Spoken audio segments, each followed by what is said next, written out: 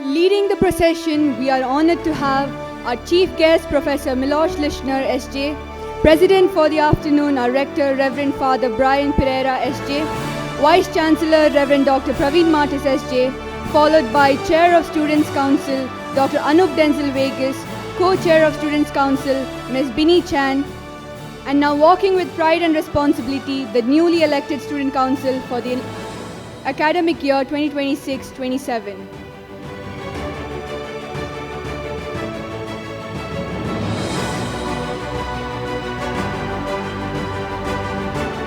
Leadership is not being in charge. It is about taking care of those in your charge.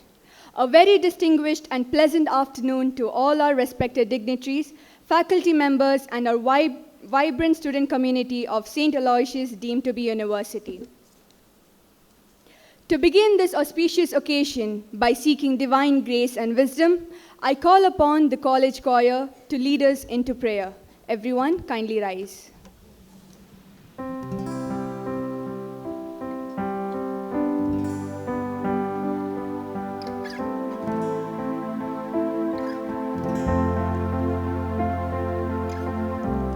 Grateful heart, with a song of praise, with an outstretched arm, I'll bless your name.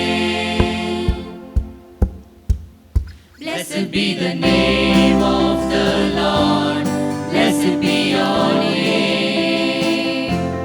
Blessed be the name of the Lord, blessed be your glorious name. Blessed be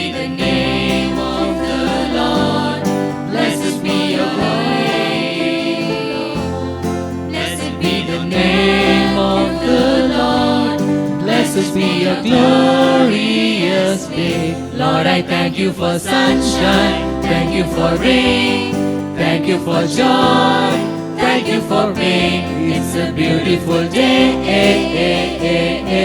it's a beautiful day.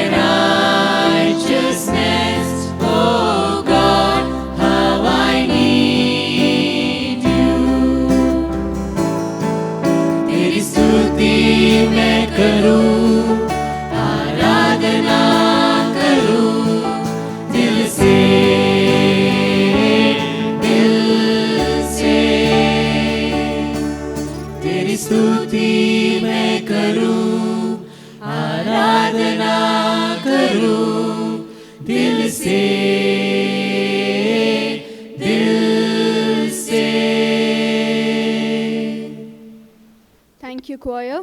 Please be seated. We now move to the ceremonial part of our afternoon. I request the Chair of the Students' Council, Dr. Anup Denzil Veigas, to kindly escort our dignitaries and the Student Council onto the dais.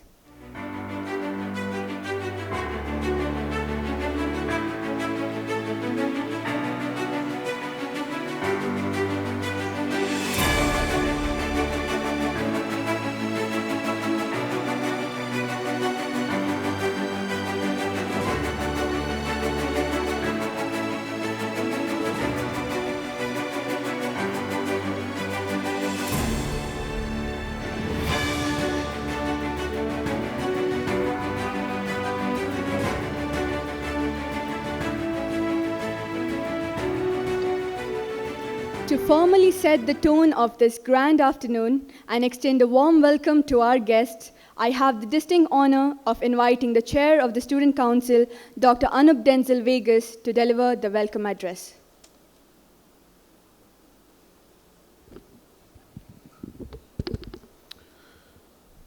Good afternoon, one and all. With immense joy, I stand before you to welcome our historic University Student Council, comprising of first, second, third year university students, exclusively of St. Aloysius, deemed to be university. At the onset of the day, I warmly welcome our chief guest, Professor Father Milos Lichner, SJ, Vice Chancellor, Trnava University, Slovakia. Your presence adds flavor and joy to our uplifted spirit. A warm welcome to you, Father. I request our dear Rector, Reverend Father Brian Pereira, SJ, to welcome him with a sapling.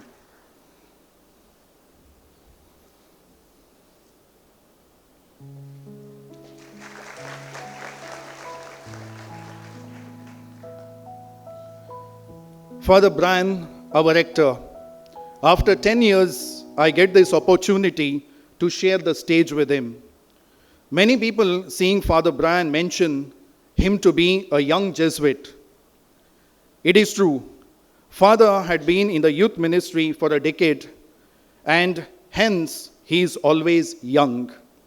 However, I do not want to define Father with adjectives like young, dynamic, energetic, etc. But I take this God-given opportunity after 10 years to mention one notable experience with Father. When he was in youth ministry, I was the animator. And then we had passionate youngsters. They always looked with passion, moving with passion, especially to the events in Bangalore. They looked at us, the animators, for support, and we looked at Father, who never denied it. Father, this quality of yours is worth mentioning on this day. Welcome to you, Father, on this auspicious occasion. Our dear Vice Chancellor, Reverend Father Praveen Martis, HJ, man beyond words and passion beyond boundaries, known by character, action, and leadership. We are proud to have you, Father, today, as your leadership will always enlighten these young leaders. Welcome to you, Father. Now, it's my proud privilege to officially welcome the Student Cabinet 2026-27. As I call out the names, kindly stand. The President, Ms. Giselle Pearl Vass from the School of Engineering. The Vice President, Mr. Jeevan Dimello, School of Business and Management. Secretary, Mr. Satya Prasad G. Pai, School of Life Sciences. Joint Secretary, Ms. Rachel Maria Pais, School of Physical Sciences. Cultural Secretary, Ms. Viveka Granjo, School of Education. Sports Secretary, Ms. Simone D'Souza, School of Commerce, Finance and Accountancy. Academic Affairs Secretary, Mr. Piyush Shenoy, School of Law. Student Welfare Secretary, Mr. Gratian Rovin Fernandez, School of Arts and Humanities. Outreach and Social Responsibility Secretary, Mr. Ajay Deepak, School of Languages and Cultural Studies. Media, Communication and Public Relations Secretary, Mr. Rion Vivian Veigas, School of Vocational Studies. And Environment and Sustainability Secretary, Ms. Zalifa Nasir, School of Information Sciences and Technology. I extend a warm welcome to our Registrar, Dr. Ronald Nazareth, whose patience and dedication always ushers in a smooth flow of evaluation and soothing outcome of academic results. Welcome to you, sir, on this occasion. Dear members, as a Council Director, I have this important and a small message. Dear members, the association secretaries and class representatives, You name it anyway: God, time, fate, divine providence, or karma. You are chosen as a leader. You look back among the many, you stand different. Take this opportunity as if it is only once. Love the work you are chosen for. We do not know of a second wave or a third wave, but let this wave of your leadership be the unbeaten one. Maybe a Mahatma Gandhi, a Nelson Mandela, Abraham Lincoln, Winston Churchill, Mother Teresa, and the list goes on. Let history mark your name. Let generations search you in the Google site. And if there is an AI database, let AI too give the prompt to you, because leadership is positive. It cannot be used to destroy. I extend a warm welcome to our Registrar and all the people who are gathered here, the deans, the staff, and all the members and the academic chairs. Welcome. Have a wonderful day.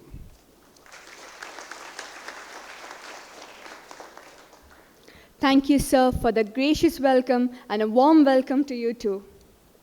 We now enter the solemn segment, the official investing of authority and responsibility.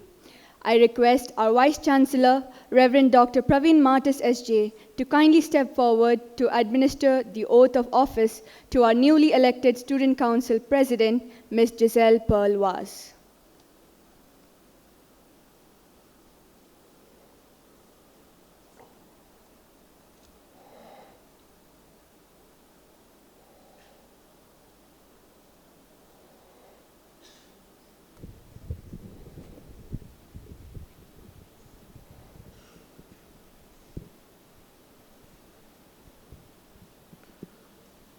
The President now will take the oath.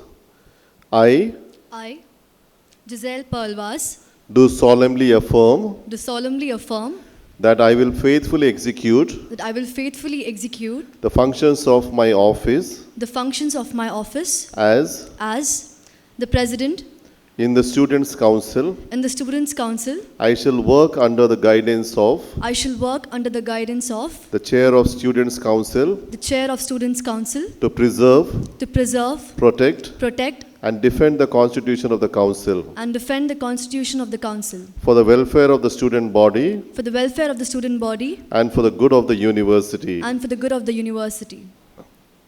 Congratulations. Shall we all give her a round of applause?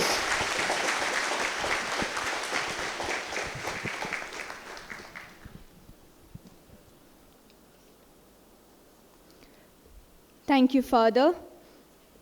I now call upon our President, Ms. Denzil, to step forward and administer the oath to the rest of her cabinet and student council members. Kindly rise and raise your right hand. I do solemnly affirm that I will faithfully execute the functions of my office as in the Students' Council. I shall work under the guidance of the Director to preserve, protect, and defend the Constitution of the Council for the welfare of the student body and for the good of the university. Kindly be seated.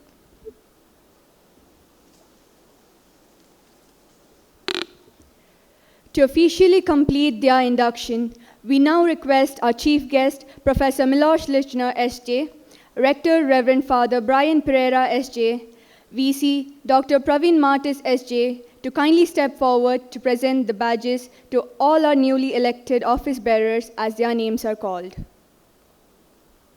President, Ms. Giselle Pearl-Vaz.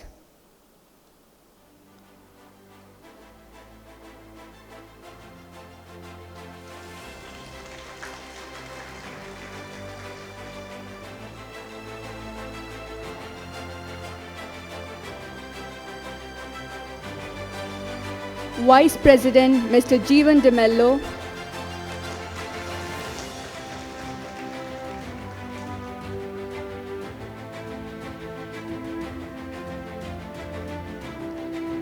Secretary, Mr. Satya Prasad G. Pai.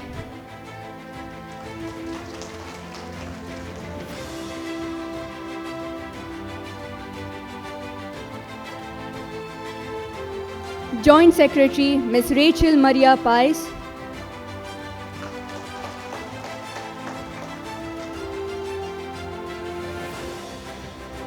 Cultural Secretary, Ms. Viveka M.S. De Mello E. Granjo.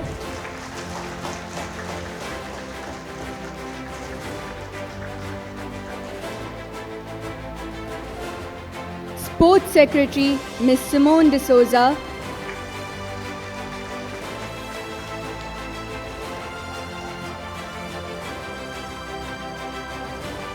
Academic Affairs Secretary, Mr. Piyush Shenoy.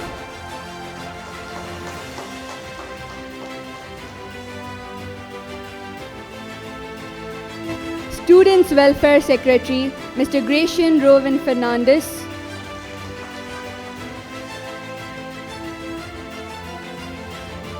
Outreach and Social Responsibility Secretary, Mr. Ajay Parke Deepak.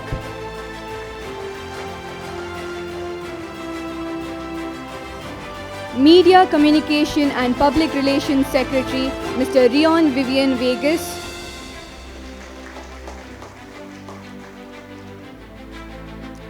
Environmental and Sustain Secretary, Ms. Zalifa Nasir.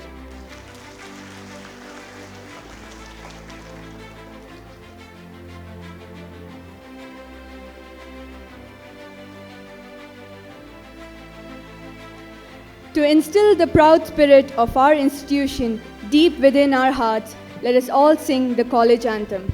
Kindly rise.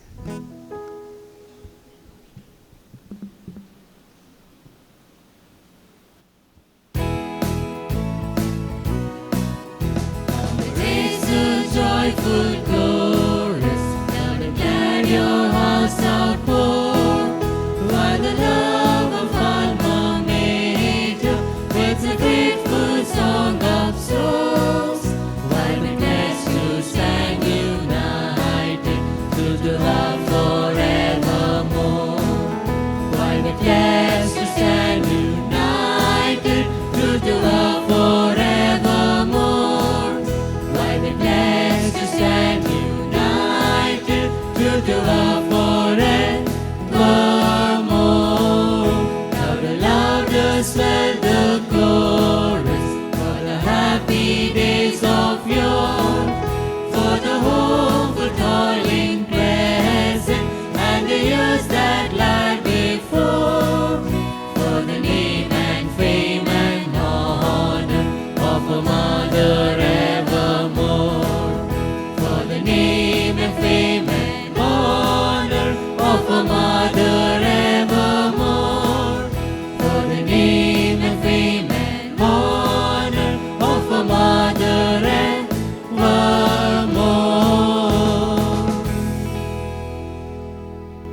Thank you. Please be seated. A new year brings fresh dreams and a new roadmap. To share the Council's vision for this academic year, I invite our President, Ms. Giselle Vaz, to present the introduction of initiatives.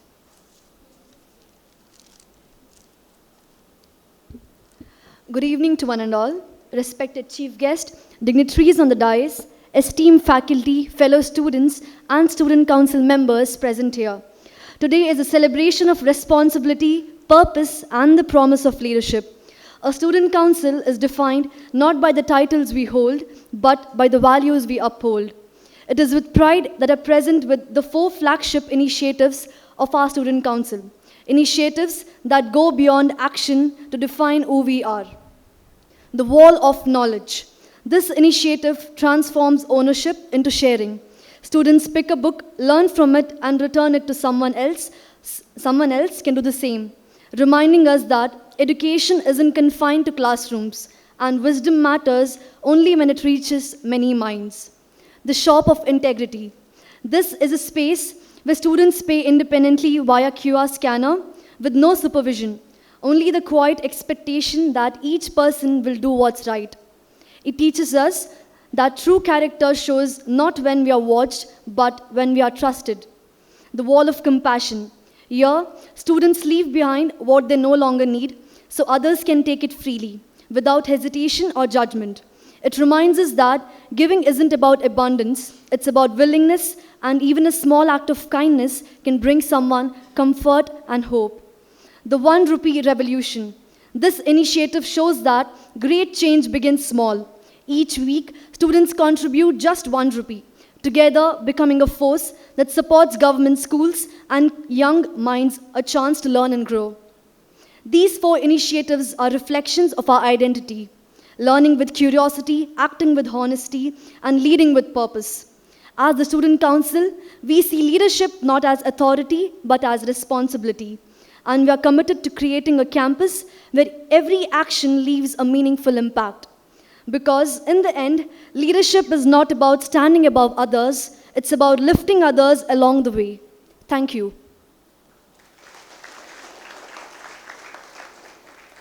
Thank you, Giselle. To officially mark the beginnings of this leadership journey, we will now proceed to the Student Council Directory launch. I request all our esteemed dignitaries on stage to kindly do the honors of officially launching the Student Council Directory for 2026-27.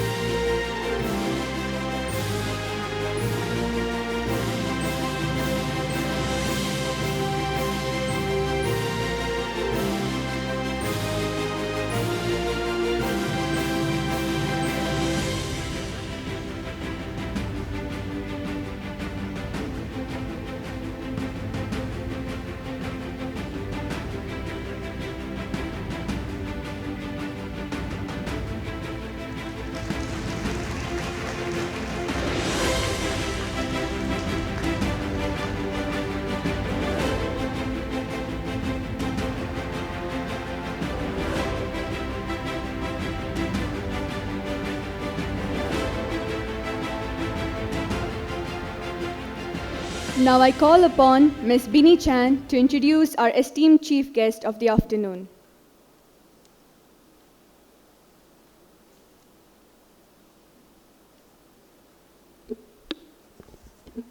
A very good afternoon to all present here. It is my distinct honor and privilege to introduce our esteemed guest, Professor Milos Lichner, SJ, the Rector of Trnava University, Slovakia. Professor Lichner is a Jesuit priest, theologian, scholar, and academic leader who has dedicated his life to the pursuit of knowledge, service, and excellence in higher education. He has authored and co-authored numerous scholarly books and research papers on theology and Christianity. His journey in academic leadership has been remarkable.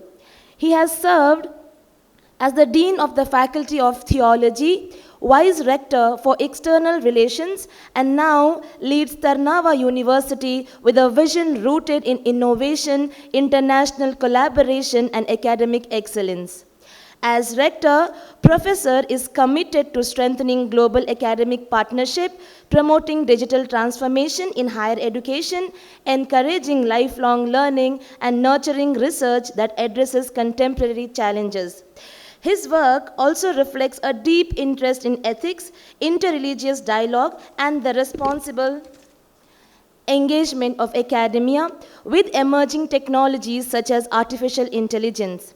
Today, as we celebrate leadership, responsibility, and service through our Student Council Investiture ceremony, we are truly privileged to have with us a leader whose own journey exemplifies these very values. Ladies and gentlemen, please join me in extending a warm and a heartfelt welcome to the Professor.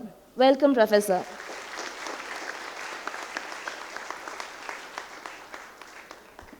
Thank you, ma'am. We are exceptionally privileged to have a distinguished international academician guiding us today. I have the immense honor of inviting our chief guest, Professor Milos Lichner, SJ, to deliver his address.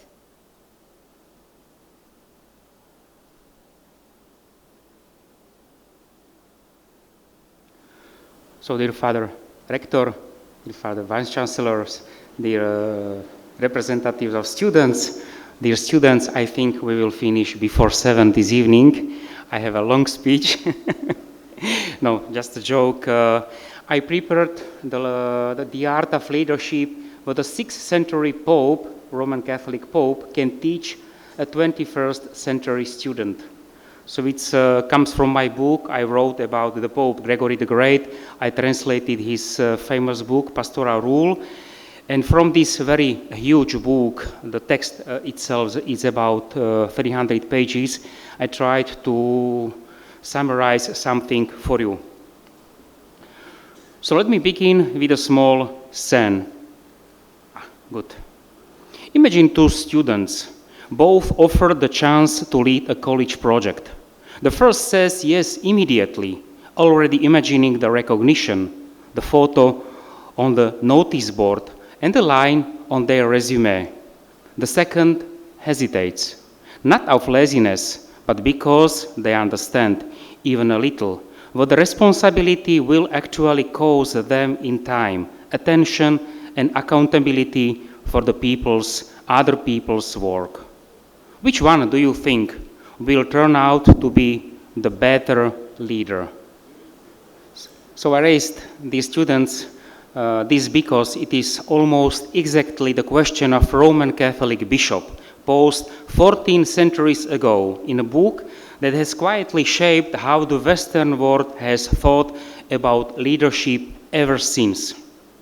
I want to start with a strange claim. The best book on leadership I know was not written by a modern management consultant, was not published this century, and was not even written for people like you and me. It was written more than 1,400 years ago by a Roman Catholic bishop who did not want the job he was given for an audience of Christian clergy in 6th century Italy. And yet, when you actually read it, it feels startlingly contemporary. It talks about ambition, about burnout, about the gap between what leaders say and what they do, about how success can quietly corrupt a person faster than failure ever could. That book is called The Pastoral Rule, and its author is Gregory the Great. We call him Saint Gregory. I want to spend next few minutes unpacking with you what he can teach us, not as future priests or bishops, but as future engineers, doctors, managers, teachers, and citizens. Because leadership for Gregory was never really about a title. It was about character. And character is something every one of you is building right now, whether you notice it or not. Good. Who was this man? Gregory was born into a very wealthy Roman family, maybe the wealthiest in Rome.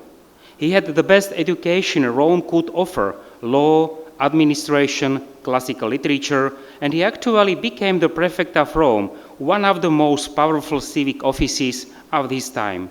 He knew what it meant to hold real authority before he ever held religious authority. When he walked away from it, he gave up his position and became a monk, seeking quiet and simplicity. But history had other plans for him. He was pulled back into public life, sent as a papal envoy to Constantinople, Istanbul now. And in the year 590, during a time of war, famine, plague, and political collapse, he was elected Bishop of Rome, a head of Catholic Church. He accepted this office in his own account with a real reluctance and a deep sense of its weight. Within months of becoming Pope, in the middle of that crisis, he sat down and wrote the Pastoral Rule, a guide, not for ruling, but for leading personally. This book went on to shape church leadership across Europe for 1,000 years. European kings had it translated into their own languages because they considered it essential reading. And its central insight is one line, repeated in 100 different ways. Authority is not a reward, it is a responsibility. Lesson 1. Yeah. Lead yourself before you lead anyone else. Gregory insists on a very specific order. First, a person must learn to govern themselves. Only then can they act with consistency, and only then does real influence over others follow. Notice what he does not say. He does not say, first get the position, then figure out how to live up to it. Most of us do it backwards. We chase the title, the position, the responsibility, and we assume the character will catch up later. Gregory says the opposite. Authority earned through behavior is real. Authority granted by title alone is borrowed, and eventually the debt comes due.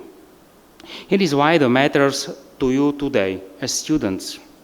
You are right now in the governing yourself stage of Gregory's sequence.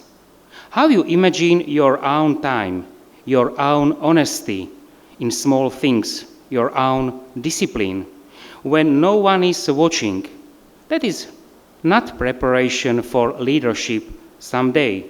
According to Gregory, that already is leadership.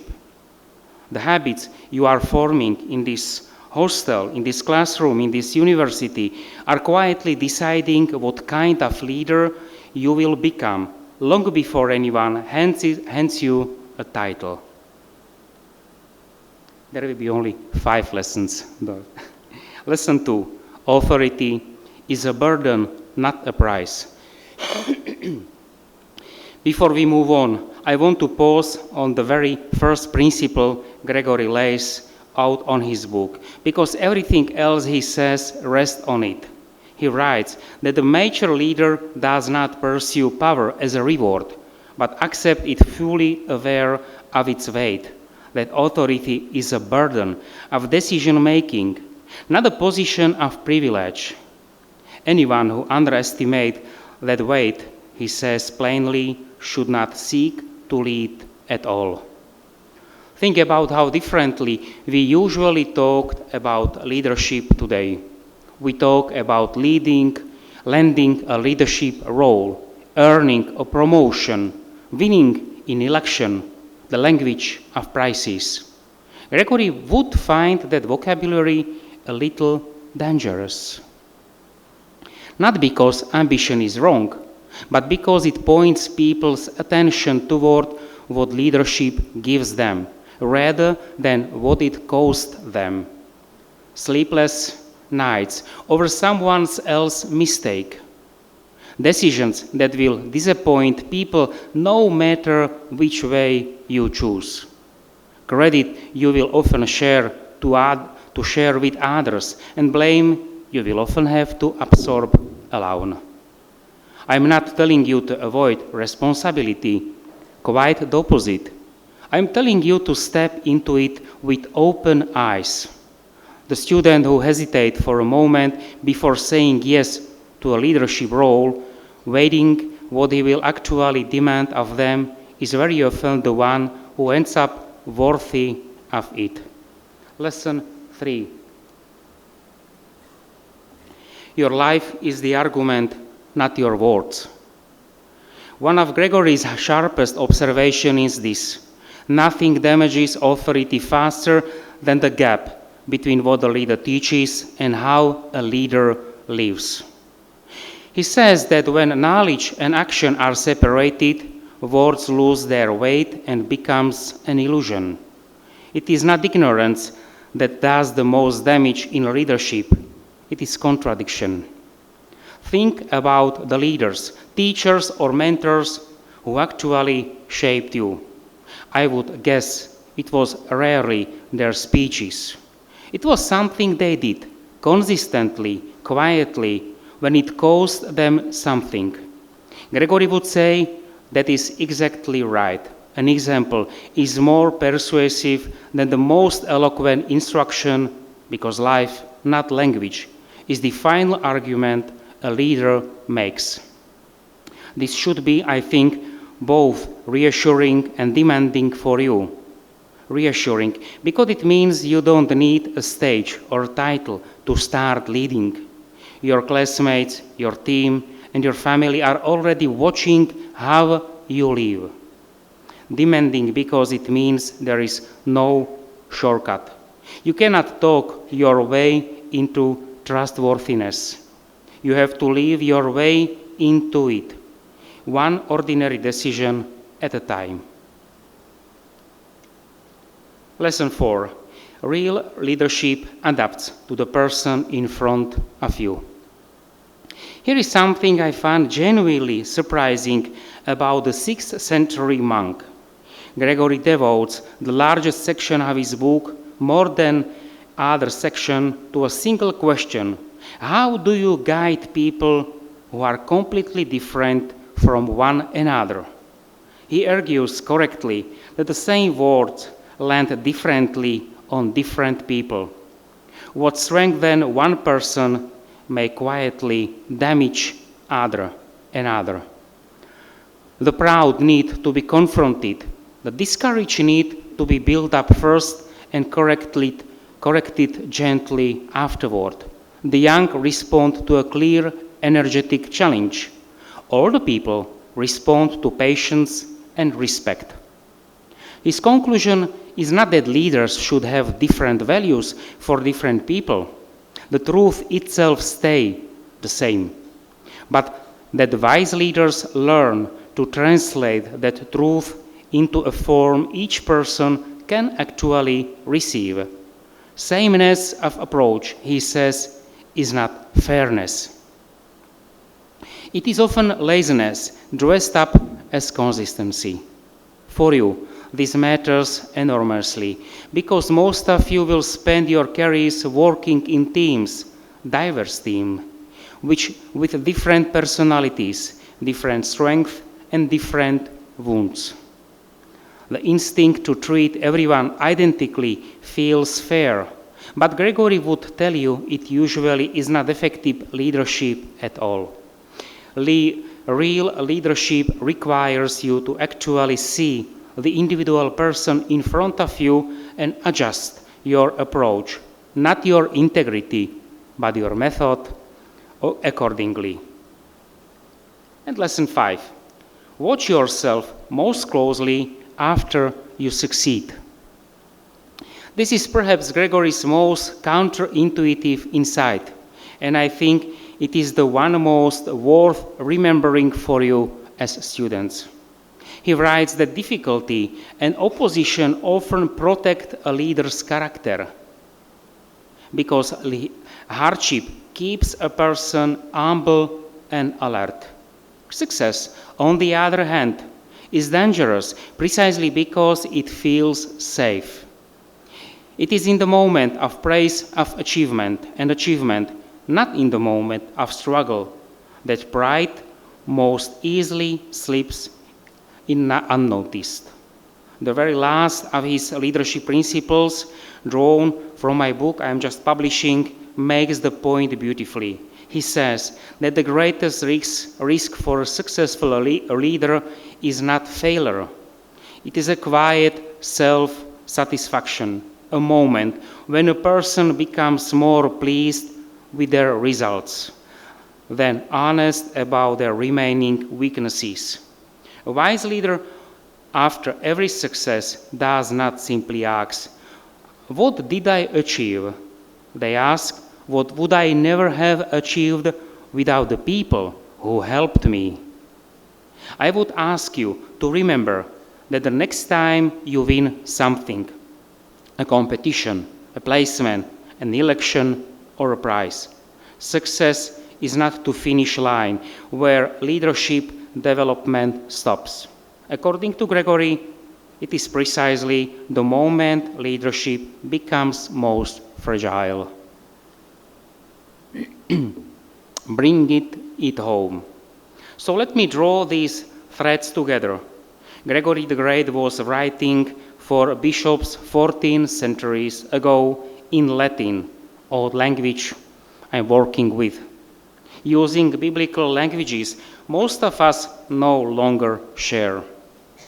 And yet, strip away the centuries and the vocabulary, and what remains is strikingly close to what every good leadership course today is still trying to teach.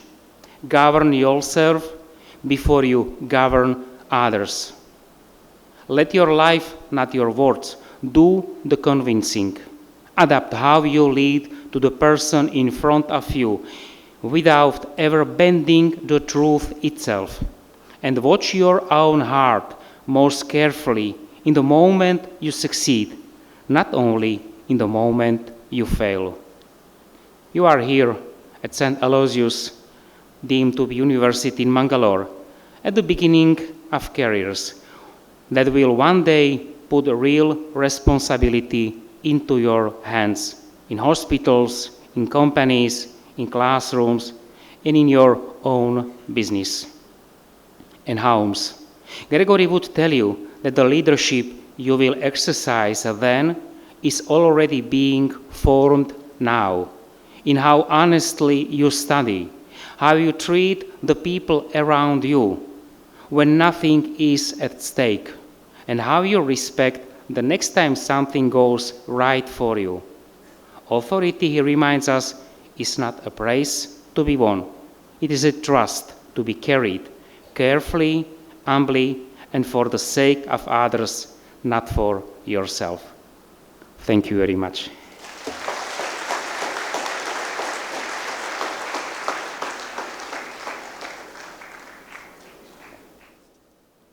Thank you, Professor, for that globally enriching and deeply motivating perspective in leadership. I now have the honor of inviting our respected Vice Chancellor, Reverend Dr. Praveen Martis, SJ, to deliver his address.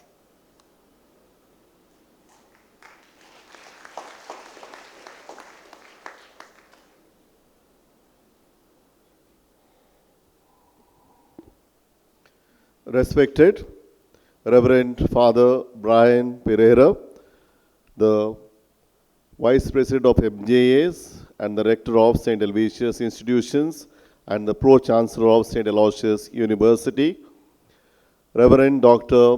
Milos Lichner, the Vice Chancellor of Trnava University, Slovakia, and the Chief Guest of today's program, Dr. Ronald Nazareth, the Registrar, Dr. Anup Denzil Veigas, the Chair of Student Council, Ms. Binni Chan, the Co-Chair of Student Council, and the student leaders on the days, the President, Ms. Giselle Pearl Vaz, Vice President, Mr. Jeevan Dimello, Secretary, Mr. Satish Satyaprasad, Joint Secretary, Ms. Rachel Maria Paez, Cultural Secretary, Ms. Viveka M.S. Dimello, Sports Secretary, Ms. Simone D'Souza, Academic Affairs Secretary, Mr. Piyush Shenoy, Student Welfare Secretary, Mr. Gracian Ruben Fernandez, Outreach and Social Responsibility Secretary, Mr.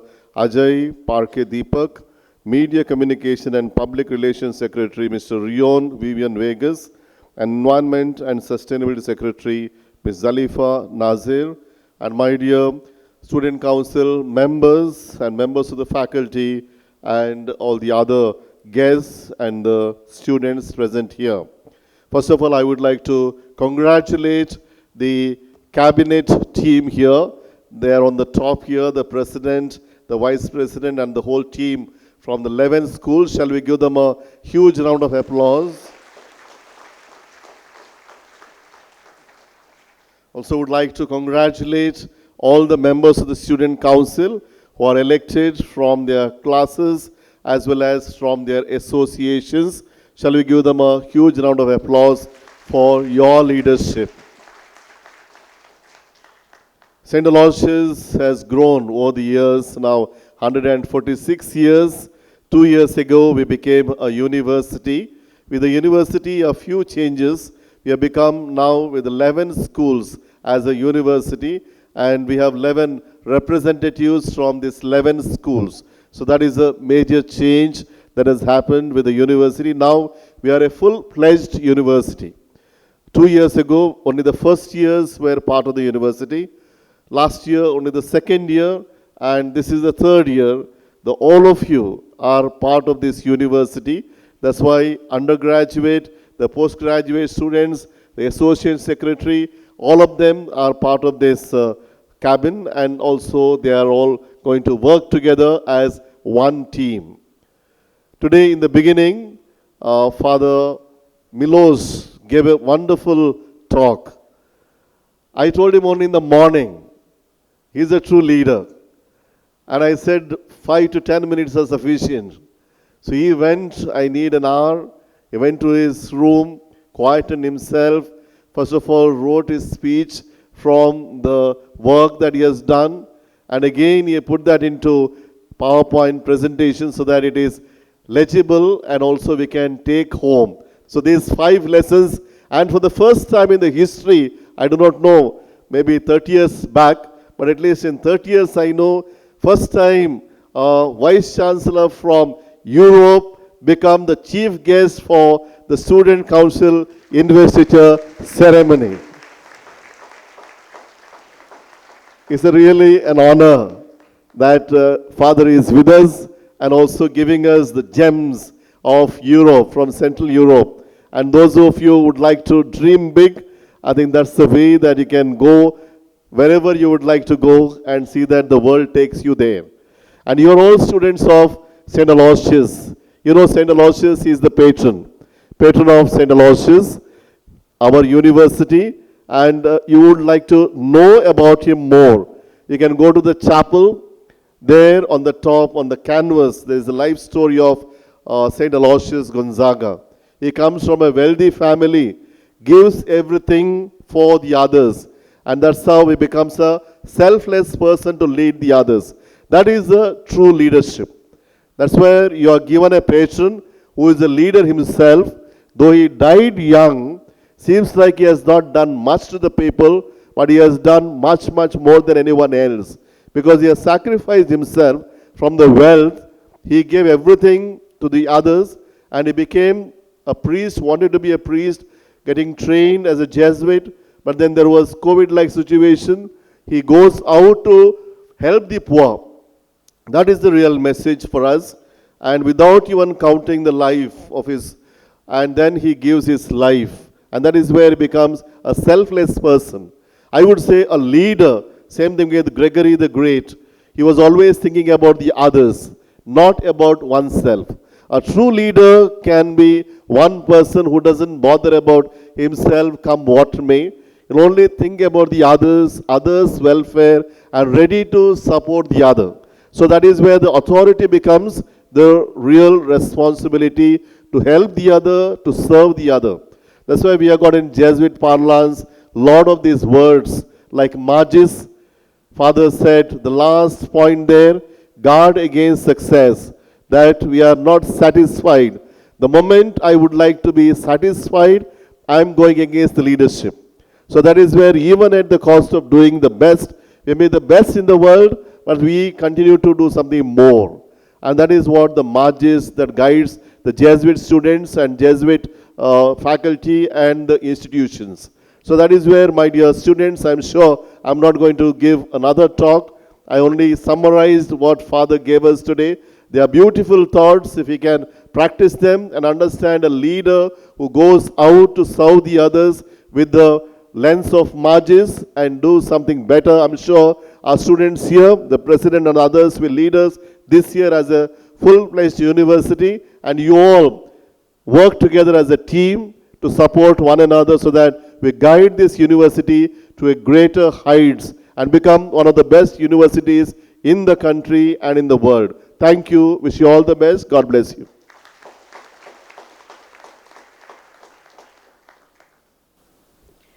Thank you, Father, for your continuous encouragement and for always steering our student community towards excellence. To complete the guidance from our management, I now humbly invite the President of today's program, our Rector, Reverend Father Brian Pereira, SJ, to deliver the presidential address. Respected Father Milos, Father Praveen, Dr. Ronald Nazareth, Dr. Anup, Ms. Binni, student leaders, members of the faculty, student council members, and my dear guests. Father Milos, during his address, in his first sentence, he said, "We have time till 7 o'clock." So I am the last speaker, so you know how long my speech is going to be. But I will be charitable. Secondly, today I learned two things from Father Praveen. Father Praveen is a good friend of mine, and I am sure I can poke a little fun at him. One is how to give speeches. Listen carefully the previous speaker and ask quiz. Next time I'll do that. The second thing is he told me Father Milos might speak for 10 to 12 minutes and each one of us will speak for 1 or 2 minutes. Now I know 1 or 2 minutes have more than 120 seconds in Aloysius. I'm learning new things every day here.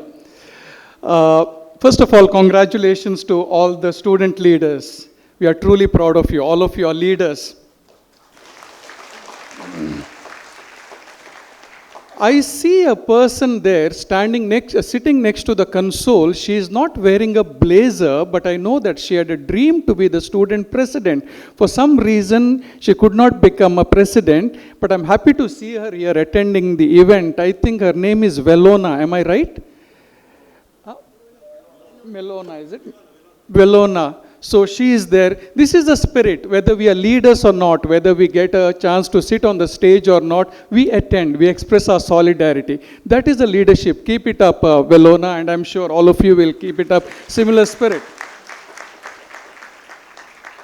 Father Milos has given us some excellent lessons on leadership skills, and I won't give a long speech or repeat. Though I had come prepared with a speech, rectors get enough opportunities to speak here. Any prepared speech can be used on some other occasion.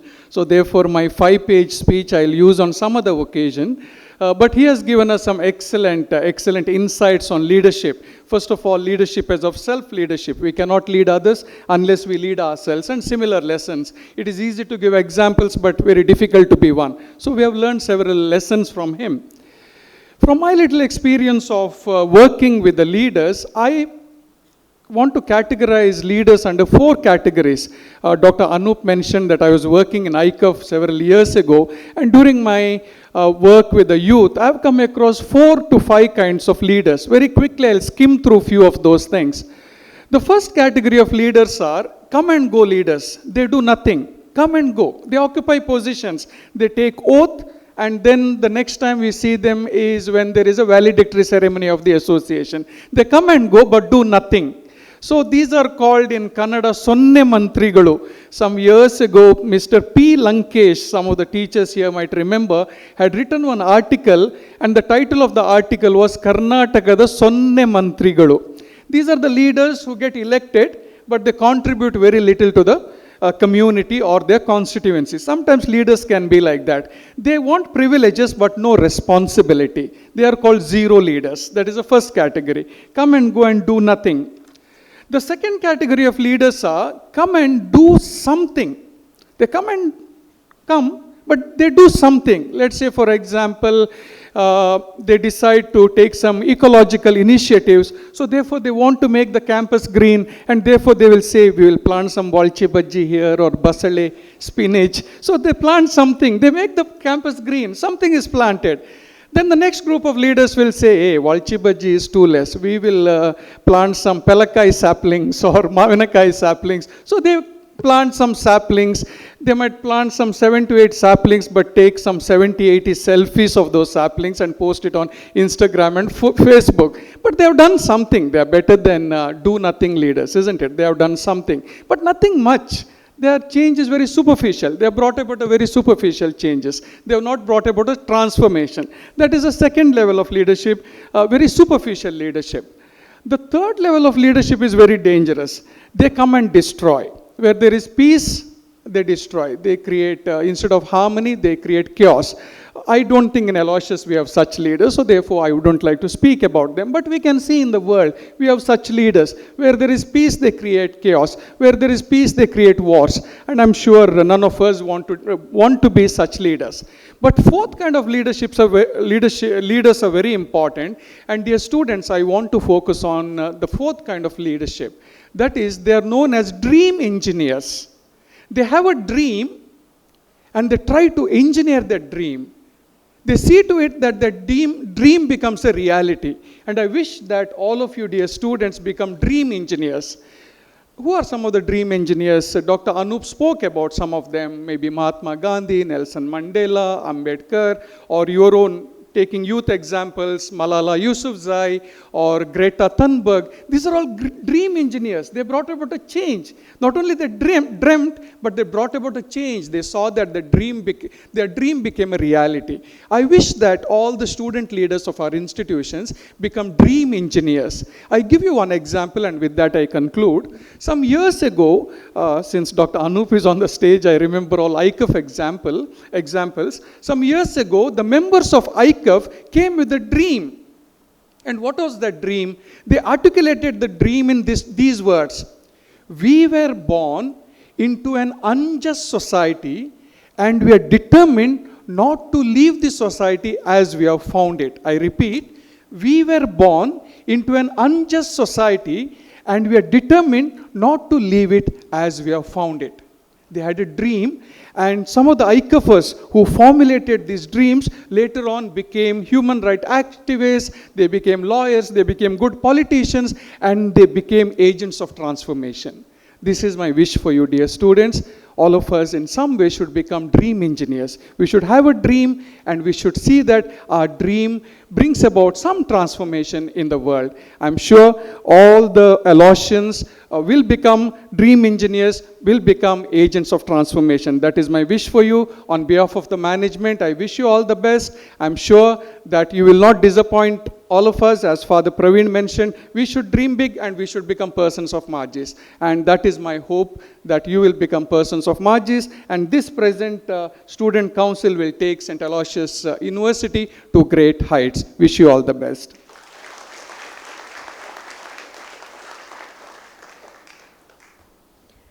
Thank you, Father, for your visionary words. Gratitude is the inward feeling of kindness received.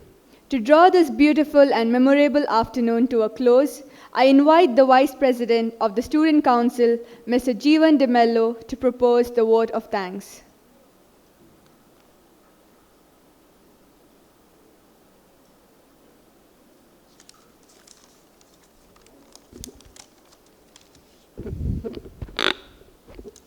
Good evening, everyone. As we come to the close of this memorable investiture ceremony of the Student Council for the academic year 2026-2027, it is my privilege and honor to propose the vote of thanks. First and foremost, I express a heartfelt gratitude to the Almighty for blessing this occasion and making today's ceremony a meaningful and successful one. It is with immense respect, I extend our sincere gratitude to our chief guest, Professor Milos Lichner, SJ, Vice Chancellor of Trnava University, Slovakia, for gracing this occasion with esteemed presence. Your inspiring words, valuable insights have truly motivated each one of us. Thank you, Father, for taking the time to be with us today. I extend my deepest gratitude to our President of the ceremony, Reverend Father Brian Pereira, SJ, Rector of St. Aloysius Institutions, for the constant guidance, encouragement, and unwavering support for student leaderships. Our sincere thanks to our Vice Chancellor, Reverend Dr. Praveen Martis, SJ, for your visionary leadership and for continuously creating opportunities that empower students to grow as responsible leaders.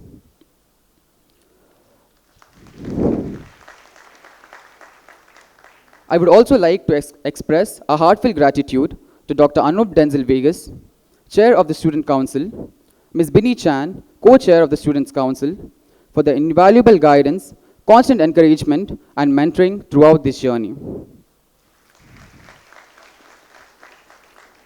A special note of appreciation to Godwin sir, whose dedication and tireless efforts behind the scenes ensure the smooth flow of this event.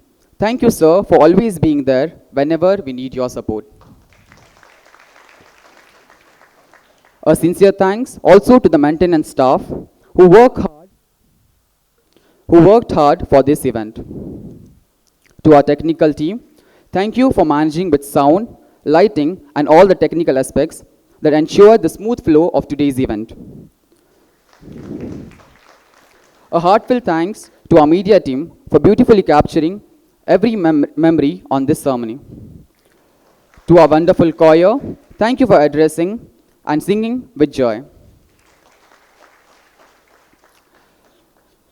A special appreciation to our MC, Ms. Verena D'Souza, for your confidence, elegance, and excellent coordination throughout this program.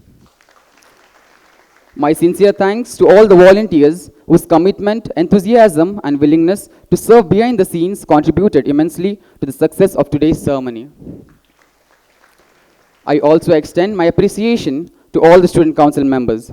Let us work together with unity, commitment, and purpose to make this academic year impactful and memorable for every student. Finally, I extend my heartfelt gratitude to all the faculty members, staff, distinguished guests, and every student present here today. Your presence has made this celebration truly special. Before I conclude, I would like to leave my fellow council members with a thought. They say, not every lion that chases a deer catches it, but every lion that catches a deer first chose to chase it. Today, we have already done the chasing. The moment we step forward to become the members of the Student Council, we chose responsibility over comfort and service over self. Now let us keep that hunger alive. Let this position not define our leadership, let our actions do it. Let us lead with purpose, serve with humility, and leave behind an impact that outlives our titles. Because in the end, people don't remember the positions we held. They'll remember the difference we made. Thank you and have a wonderful evening.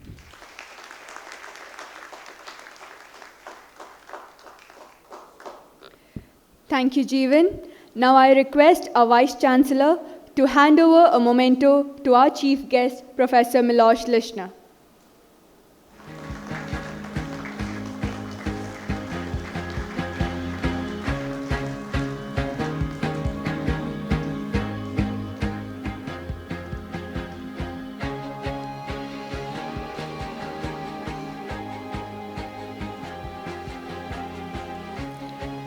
We have now reached to the end of this prestigious ceremony. I request everyone to kindly rise as we pay respects to our motherland by singing the national anthem.